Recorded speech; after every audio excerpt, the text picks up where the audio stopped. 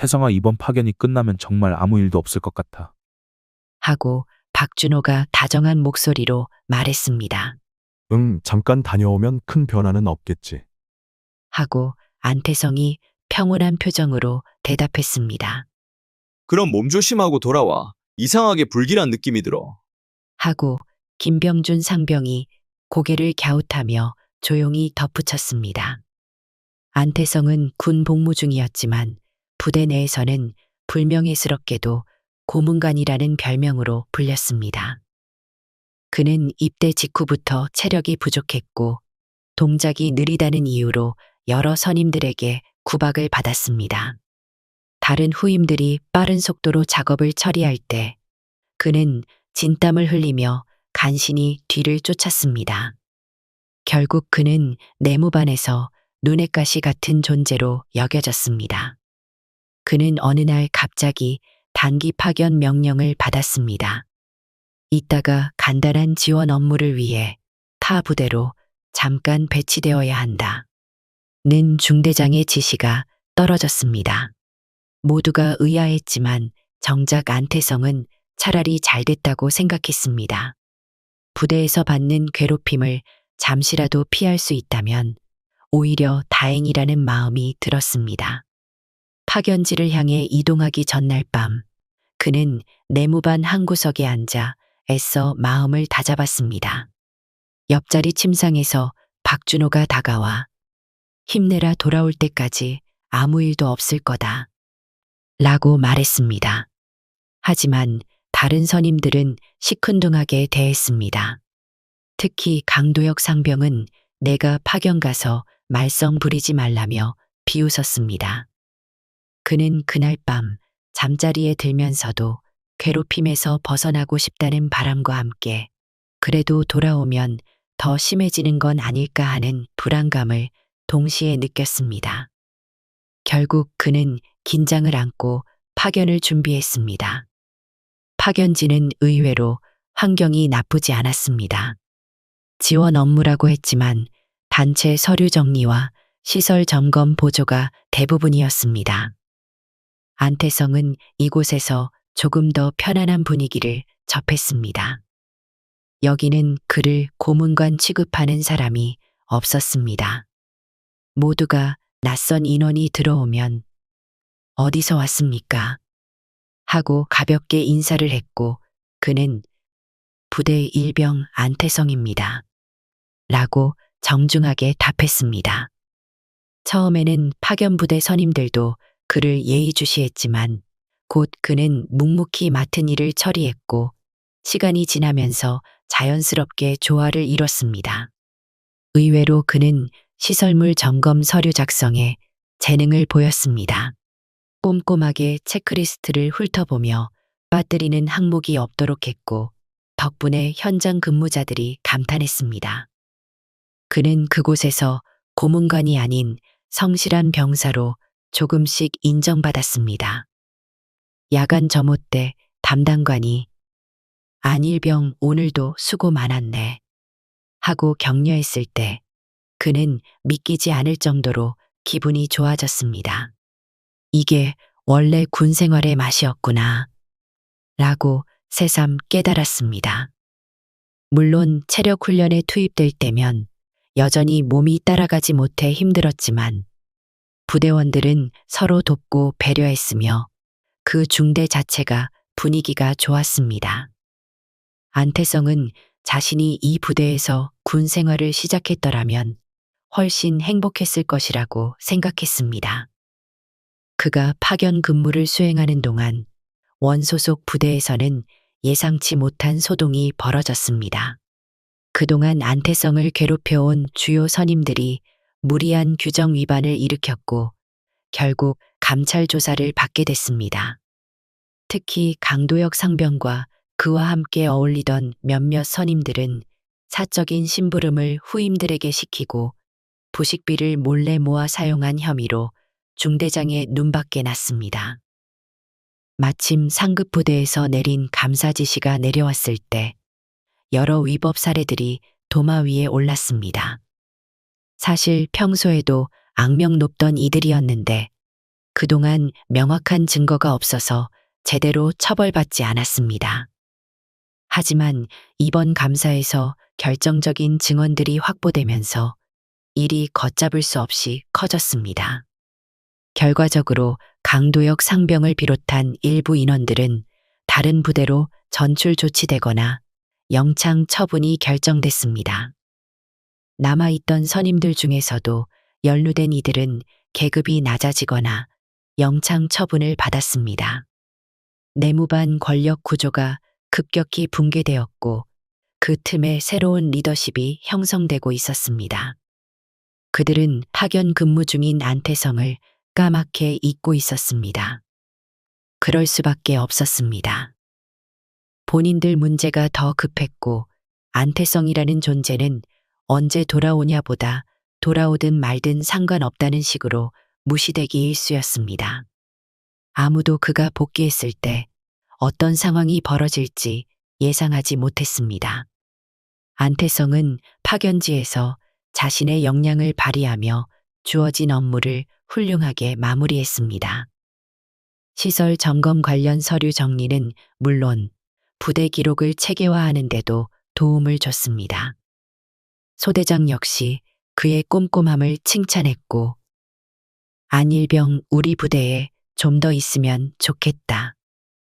라는 농담 섞인 말까지 했습니다. 그는 자신도 여기서 복무하고 싶었지만 애석하게도 원부대 복귀 명령이 날아들었습니다. 파견 기간이 끝나자 그는 무거운 마음으로 작별 인사를 했습니다. 파견 부대 인원들은 작게 환송회를 열어줬고 조그만 기념품까지 건넸습니다. 정말 고마웠습니다. 안일병 덕분에 우리도 많은 도움이 됐습니다. 하고 그들은 웃으며 말했습니다. 그는 그 따뜻한 환송에 가슴이 뭉클해졌습니다. 제가 오히려 감사했습니다. 모두 건강하세요. 하고 인사를 건넸습니다. 마음 한편으로는 이대로 여기서 군 생활을 끝낼 수 있다면 얼마나 좋을까 하고 바랐지만 그는 현실을 외면할 수 없었습니다. 다시 돌아가야 했습니다. 원부대로 복귀하기 전날 밤 그는 파견지 생활관에서 마지막으로 짐을 꾸리면서 복잡한 심경을 드러냈습니다. 돌아가면 또 괴롭힘을 받을까? 아니면 괴롭히던 선임들이 어떤 음모를 꾸미고 있을까? 하지만 파견지에서 얻은 작은 자신감이 조금은 그를 지탱해줬습니다.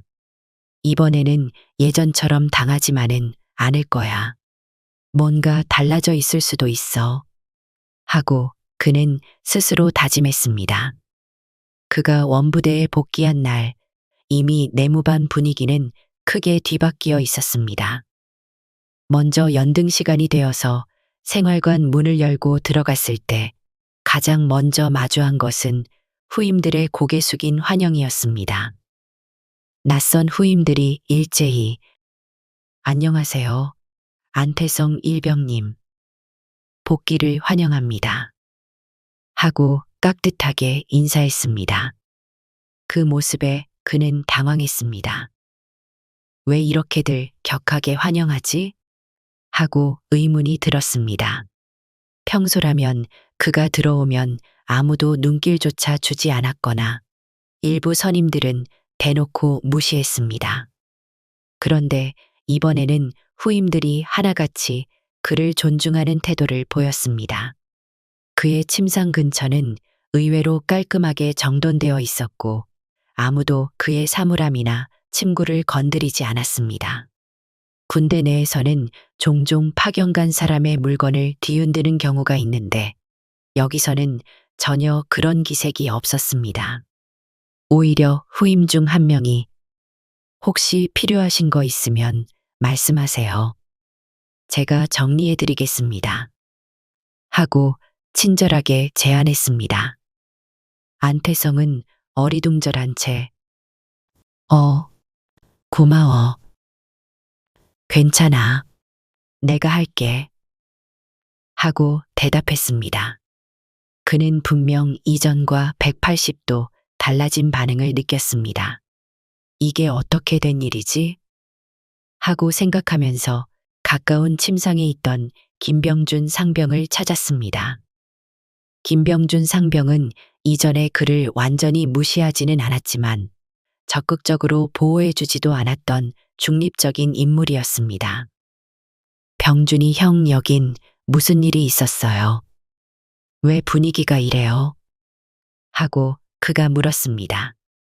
김병준 상병은 작게 한숨을 쉬며 고개를 끄덕였습니다. 내가 파견 나가 있는 동안 아주 난리가 났어. 강도혁이랑 그 패거리가 전부 사고치고 퇴출됐어. 남아있던 애들도 다 징계 먹었지. 그 이야기를 듣자 안태성은 순간 믿기지 않았습니다. 예전에 절대적 권력을 행사하며 후임들을 괴롭히던 강도혁 일당이 사라졌다는 말은 꿈만 같았습니다. 그래서 지금은 누가 여기 분위기를 주도해요? 하고 다시 물었습니다.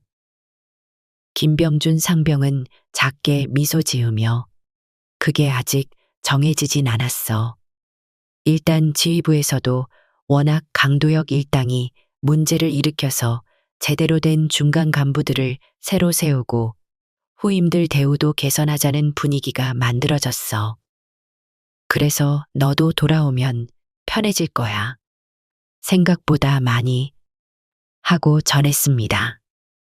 안태성은 내무반 곳곳을 둘러보면서 자신이 입대 후 한 번도 겪어보지 못했던 여유롭고 밝은 분위기를 감지했습니다. TV 시청 시간에도 선임 후임 가리지 않고 자연스럽게 잡담을 나누고 청소 시간에도 역할 분담이 공정하게 이루어졌습니다. 예전 같았으면 고문관이라는 이유로 가장 힘든 구역을 도맡아야 했지만 이번에는 오히려 안일병 편한 구역 하세요. 제가 무거운 거 옮기겠습니다. 하고 후임이 먼저 나섰습니다. 그는 순간 민망해서 아니야, 나도 이제 체력 좀 늘었어. 무거운 거 내가 옮겨도 돼. 하고 대답했습니다. 그랬더니 후임은 그러면 같이 해요. 제가 반쪽 옮길 테니 안일병이 반쪽 잡아주세요. 하고 밝게 웃었습니다. 이런 변화가 마냥 좋았지만 동시에 그는 마음 한구석에서 이것이 오래갈까 하는 의심도 들었습니다. 혹시 누군가 또 새로운 왕을 자처하며 권력을 휘두르지 않을까? 혹시 내가 잠시 파견 간 사이에 잠잠해진 것일 뿐 아닐까? 이런 생각들이 교차했습니다. 하지만 시간이 지날수록 이번에 새로 들어온 간부들이 병사 인권을 보장하고 상호 존중하는 문화를 확립하겠다. 라고 적극적으로 강조한다는 소문이 들려왔습니다. 게다가 강도혁 일당이 저지른 비리나 가혹행위에 대해 중대장도 크게 질렸기 때문에 앞으로는 절대 그런 일이 재발하지 않도록 관리가 엄격해졌다는 이야기도 나왔습니다. 그가 복귀한 지 일주일이 지났을 때 이미 내무반에서 고문관이라는 호칭은 잊힌 듯 보였습니다. 어느새 선임들도 그에게 호감을 보이면서 말을 건넸습니다. 안일병 파견 가서 무슨 일 했길래 그렇게 서류 작업 잘해? 혹시 문서 업무 경험 있어? 하고 물었고 그는 파견지에서 배운 내용을 간단히 설명했습니다. 그 말에 선임들은 요즘 우리 중대에도 그런 문서 작업할 사람이 필요한데 잘됐다. 안일병이 조금 도와줄 수 있어? 하고 부탁했습니다. 예전 같았으면 제멋대로 시키고 밤늦게까지 갈굼을 당했겠지만 이번에는 서로 협의해서 야간 업무 시간을 조정했습니다. 그리고 일이 끝난 뒤에는 선임들이 고생했다며 음료수까지 챙겨줬습니다. 그가 크게 긴장하지 않고 자연스럽게 대화를 나누게 된 것도 변화였습니다. 평소에는 말 한마디 할 때마다 또 무슨 트집을 잡을까 걱정했지만 지금은 그런 공포심이 점차 사라졌습니다. 다른 후임들에게도 잘해주면서 고작 일주일 만에 외부 파견에서 돌아온 적응력 뛰어난 병사라는 인식이 생겨나기 시작했습니다. 내무반에서 작은 문제들이 생겼을 때도 이전에는 무조건 막내급인 그가 혼자 떠맡았습니다. 그런데 이제는 상병들도 직접 나서고 후임들끼리 서로 도우며 문제를 해결했습니다. 고문관이니 내가 다 해. 같은 말은 완전히 사라졌고 대신 우리 다 같이 해결하자. 라는 문화가 싹트고 있었습니다. 안태성은 얼마 지나지 않아 새로 전입 온 후임들과도 어색함 없이 지냈습니다. 어쩌면 파견지에서 경험한 배려받는 군 생활 덕분에 자신도 후임들에게 그런 분위기를 전파하려 노력했습니다. 예전에는 자신이 당한 대로 후임에게 대하라는 압력이 있었다면 이제는 그런 강제도 없었습니다. 어느 날 저녁 내무반 후임 2명이 그에게 다가와 말했습니다. 안일병 혹시 일찍 취침할 수 있게 점호 전까지 청소같이 해주실 수 있나요? 저희가 요령을 잘 몰라서요. 그는 반갑게 웃으며 물론이지. 나도 청소 익숙하지 않았는데 파견지에서 조금 배웠어. 같이 해보자. 하고 답했습니다. 그리고 둘이서 바닥 청소와 휴지통 교체 등을 빠른 속도로 마무리했습니다. 후임들은 우와 안일병 정말 손 빠르시네요. 감사합니다. 하고 감탄했습니다. 그는 마음속으로 내가 이렇게 후임들에게 칭찬받을 날이 올 줄이야 하고 놀랐습니다. 예전 고문관 시절에는 어떤 작업이든 늘 늦게 끝내서 혼이 났습니다. 그런데 파견 생활을 통해 습득한 꼼꼼함과 분업 방식이 큰 도움이 된 것이었습니다. 그날 밤 그는 침상에 누워 이제 정말로 달라졌구나 하고 실감했습니다. 자신에게도 조금씩 자존감이 생기고 있었습니다. 예전에는 그저 매일 혼나는 하루하루였지만 이제는 내가 뭔가 보탬이 될 수 있다는 사실이 기분 좋았습니다. 그러나 완벽한 평화가 계속되진 않았습니다. 어느 날 영창 처분을 받았던 강도혁 상병이 잠시 재판 절차 관련 서류 작업을 위해 부대에 들른다는 소문이 돌았습니다. 모두가 그를 반기지 않았지만 어쨌든 공식적 절차에 따라 잠시 얼굴을 보일 수밖에 없다는 말이었습니다. 안태성은 이 소식을 듣고 예전의 악몽이 다시 떠올랐습니다. 강도혁은 그를 가장 심하게 괴롭히던 선임 중 한 명이었습니다. 허드렛 일은 물론 말도 안 되는 갈굼으로 자주 스트레스를 줬고 다른 선임들도 그를 따라가며 잔혹하게 대했습니다. 혹시 다시 돌아와서 괴롭히면 어쩌지? 지금은 분위기가 달라져서 쉽게 못 그럴 테지만 그래도 겁난다. 하고 그는 불안감을 느꼈습니다. 새롭게 시작된 이 평화가 무너질까봐 두려웠습니다. 그날 오후 정말로 강도혁이 군용 트럭을 타고 부대 내 행정실 근처로 들어왔다는 보고가 들어왔습니다. 여러 병사들이 일부러 피하거나 외면했습니다.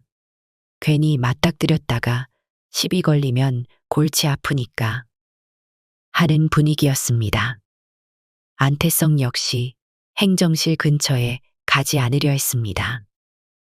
그러나 우연히 식당 옆길을 돌아가던 중 먼 발치에서 강도혁 상병과 눈이 마주쳤습니다.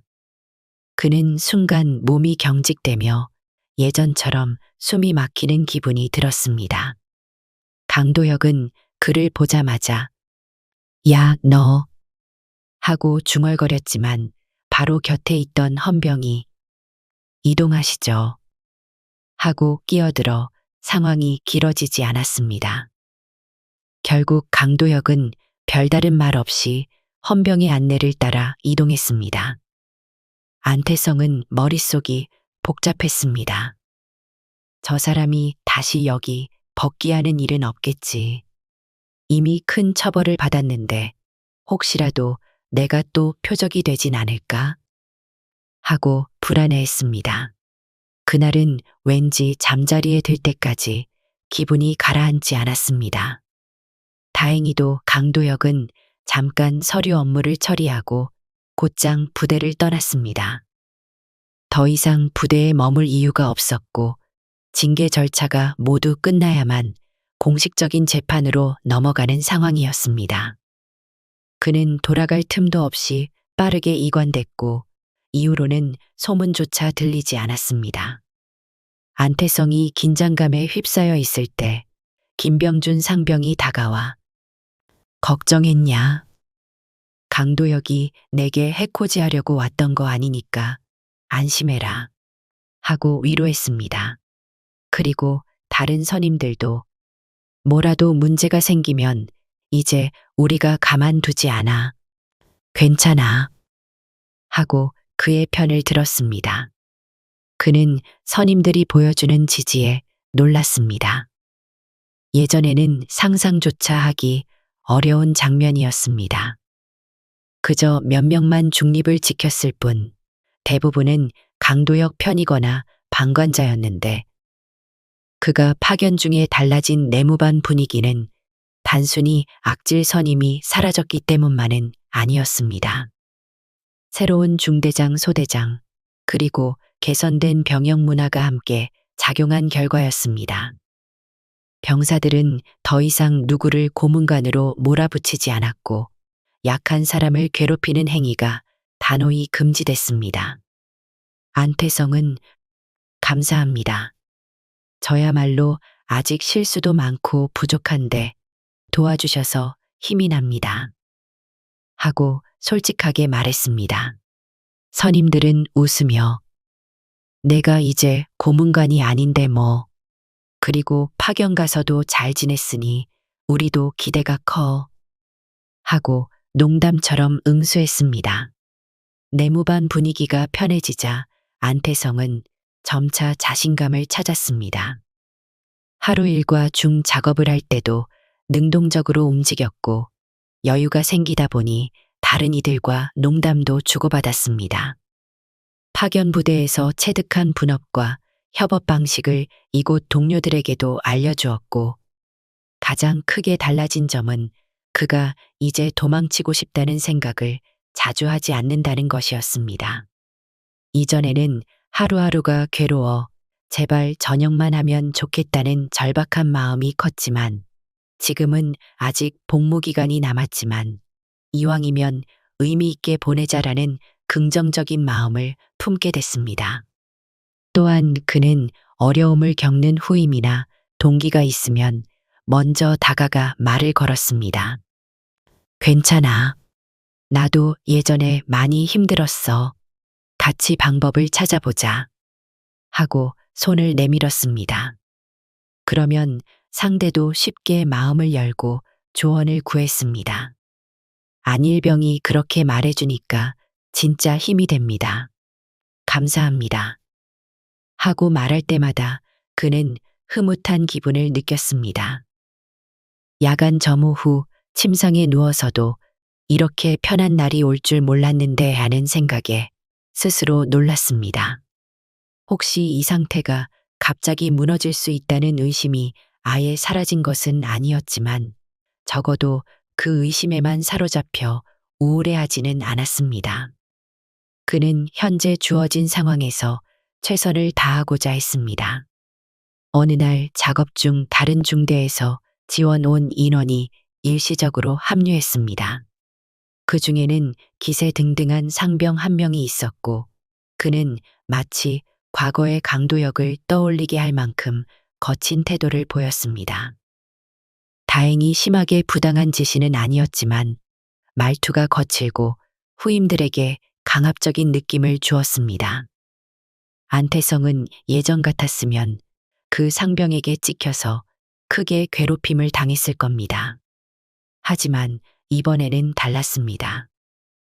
소대장이 정기적으로 중대 내 태도 조사와 면담을 진행하고 있었고, 안태성을 포함해 여러 병사들이 지원 온 상병이 지나치게 고압적이다 라고 바로 보고했습니다.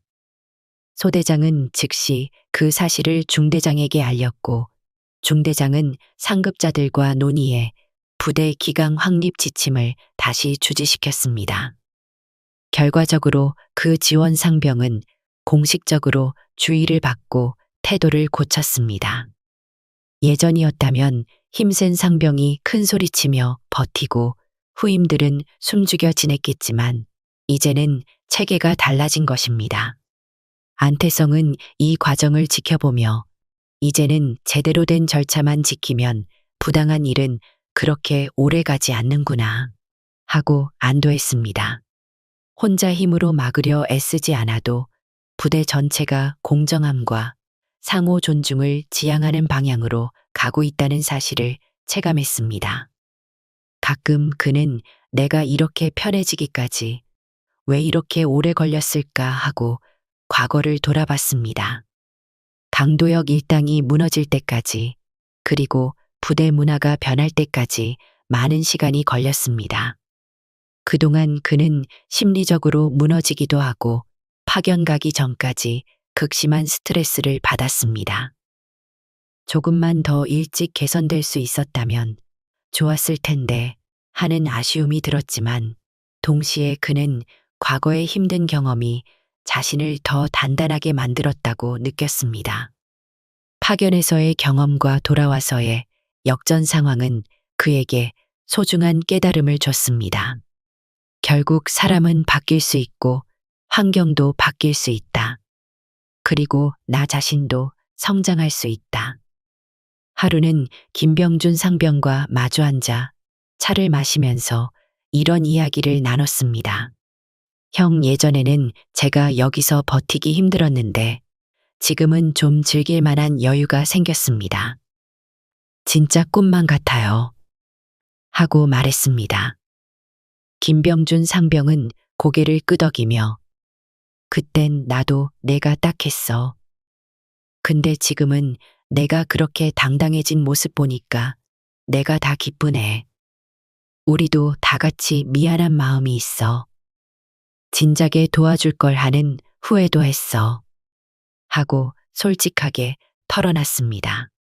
안태성은 아니에요. 형이 그래도 중립이라도 지켜줘서 감사했어요.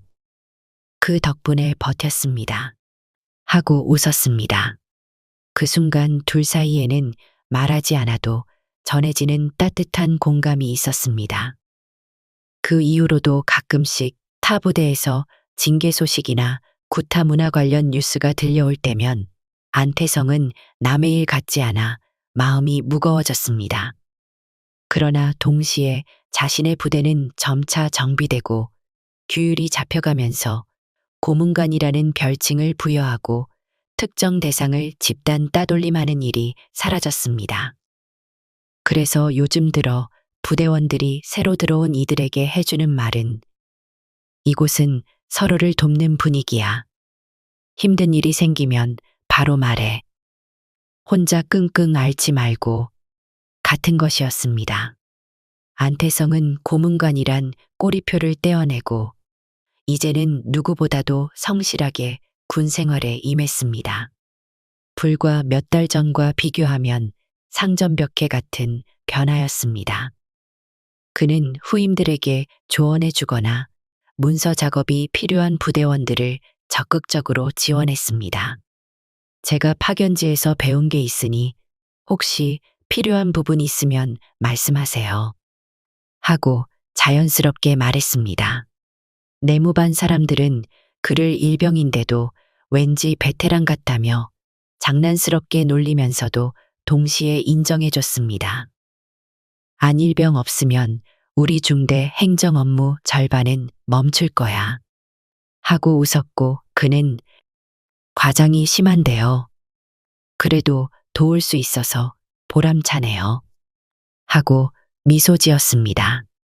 시간이 흘러 얼마 남지 않은 상병들이 전역하거나 다른 부대로 옮기고 안태성도 점차 고참이 되어 갔습니다.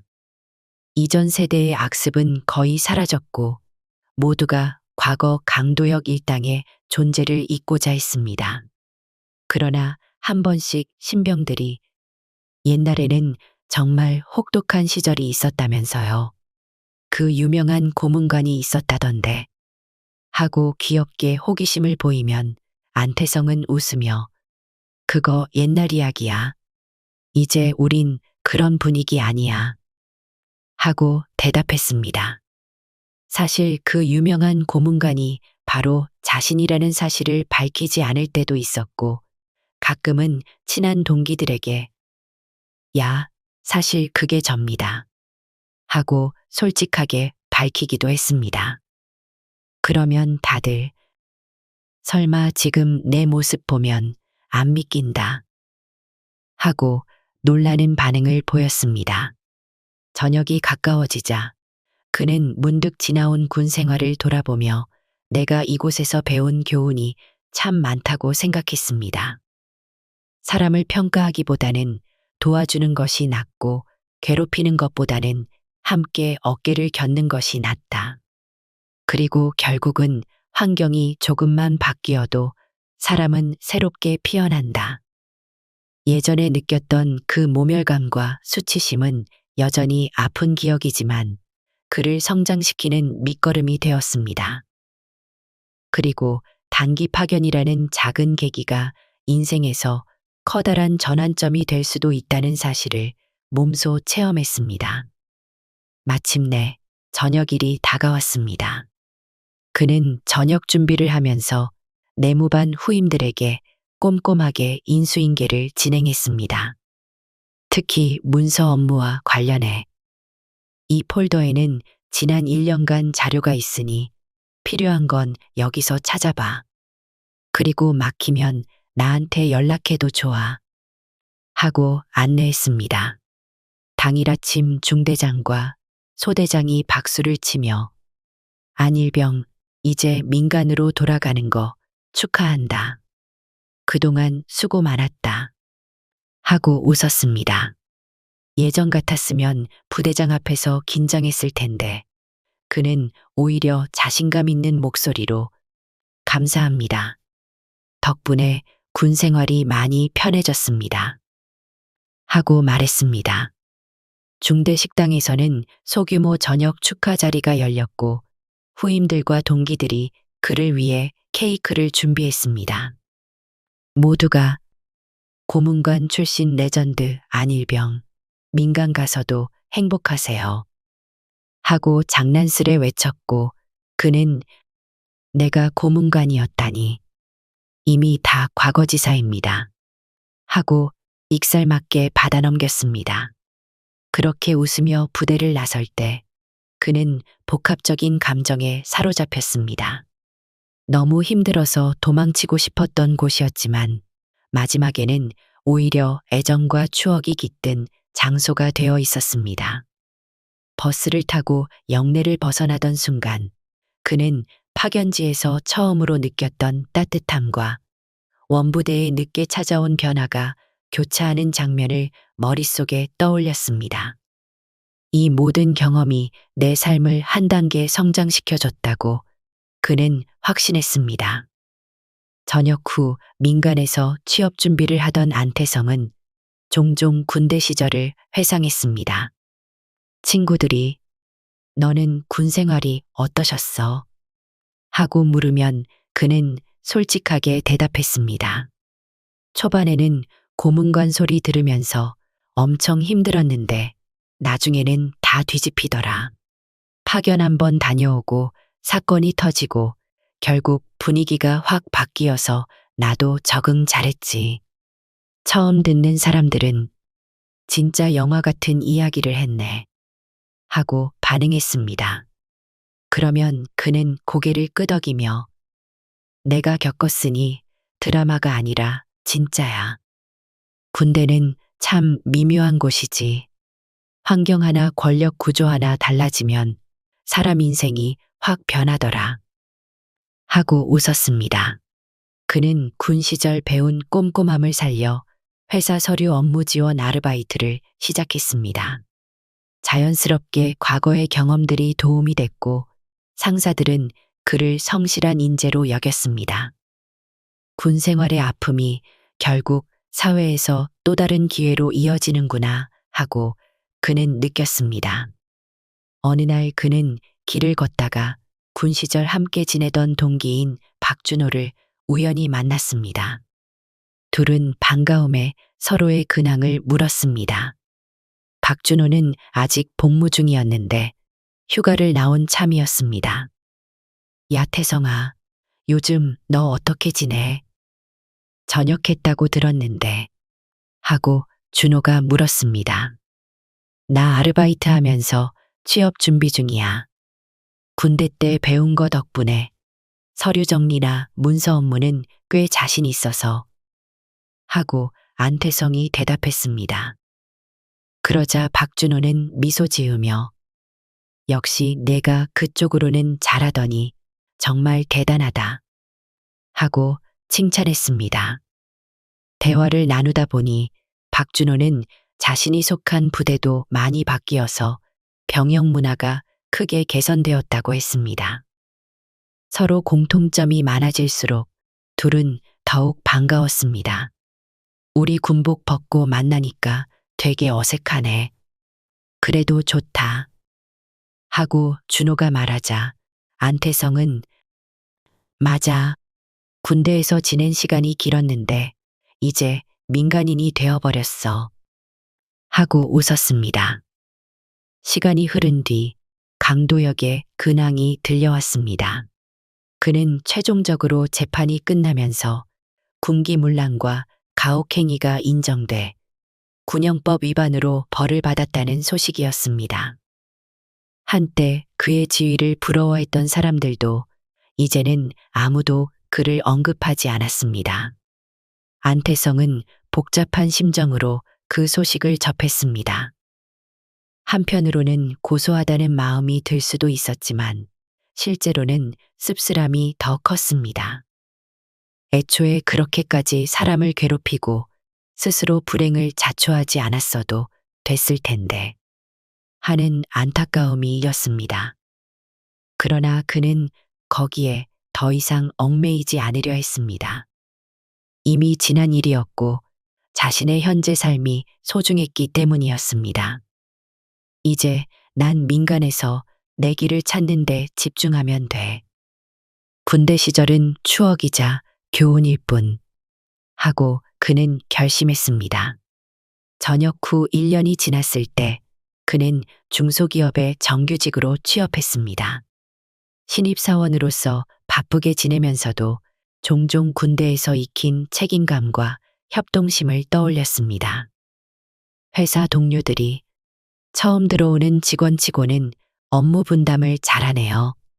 하고 칭찬하면 그는 파견 때와 군생활 중후반에 배웠던 노하우라고 대답했습니다. 가끔 회사에서 팀장급이 부당한 지시를 내리는 상황을 접할 때면 그는 과거 자신의 경험을 떠올리며 이럴 때는 그냥 참고 있으면 안 된다고 생각하고 건설적인 방법으로 문제를 제기했습니다. 물론 군대와 회사는 다르지만 불합리한 권위에 대처하는 태도는 비슷하다고 느꼈습니다. 그가 제안한 개선안들이 수용될 때마다 예전에 고문관이던 내가 지금은 조직 개선에 기여하고 있다는 사실이 새삼스럽게 느껴졌습니다. 종종 혼자 웃음을 지었지만 그건 누구도 알 수 없는 개인적인 감회였습니다. 안태성은 어느 날 저녁 퇴근 후 집에 도착해서 휴대폰 사진 앨범을 열어봤습니다. 거기에는 군복무 시절 파견지에서 찍은 사진과 저녁 직전에 동료들과 함께 활짝 웃던 사진이 함께 있었습니다. 사진 속 자신은 이전과 전혀 다른 표정을 짓고 있었습니다. 입대 초기에는 두려움과 불안 그리고 체념이 가득했지만 마지막에 찍힌 사진 속 표정은 자신감과 안도감이 묻어 있었습니다. 그는 군 생활을 통해 배운 교훈들을 다시 떠올렸습니다. 환경이 조금만 바뀌어도 사람은 큰 변화를 겪는다. 그리고 같은 사람이라도 어떻게 대하느냐에 따라 완전히 다른 결과가 나온다. 창밖으로 밤바람이 스치자 그는 작은 미소를 지으며 창문을 열었습니다. 바쁜 하루를 보낸 뒤 찾아온 조용한 밤, 그는 과거 고문관으로 불리며 괴로움을 겪던 시간을 떠올렸습니다. 그리고 동시에 단기 파견으로 인해 인생이 역전된 순간들도 떠올렸습니다. 다 지나간 일이긴 하지만 나를 더 나은 사람으로 만든 과정이기도 했지. 하고 그는 혼잣말처럼 중얼거렸습니다. 이제는 그 어떤 조직에 들어가도 조금은 더 당당하게 맞서고 협력하고 스스로를 지킬 수 있을 것 같았습니다. 그렇게 작은 자존감을 지닌 청년에서 새로운 출발선에 선 어엿한 사회인으로 성장했습니다. 이 이야기를 누군가에겐 그저 흔한 군대 썰일 수도 있고 누군가에겐 희망이 깃든 역전극으로 느껴질 수도 있었습니다. 하지만 분명한 것은 그에게 이 시간들은 결코 잊을 수 없는 인생의 전환점이었습니다. 그 밤 그는 환하게 웃으며 사진 앨범을 닫았습니다. 그리고 내일부터 시작될 새로운 일들을 기대하며 조용히 휴식을 취했습니다.